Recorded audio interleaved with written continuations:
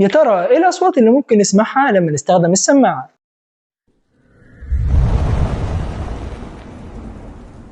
في البداية كده عايزك تلبس السماعة وتعلم معايا الصوت. فلو أنا شخص طبيعي هو ده الصوت اللي هتسمعه من القلب.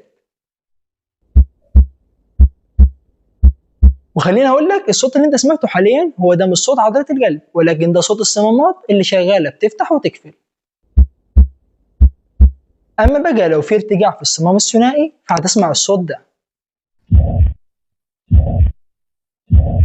أما بقى لو في ارتجاع في الصمام الأورطي فهتسمع الصوت ده.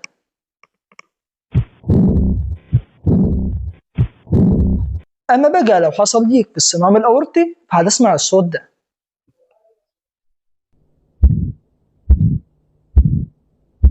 أما بقى لو حصل ضيق في الصمام التاجي فهو ده الصوت اللي هتسمعه.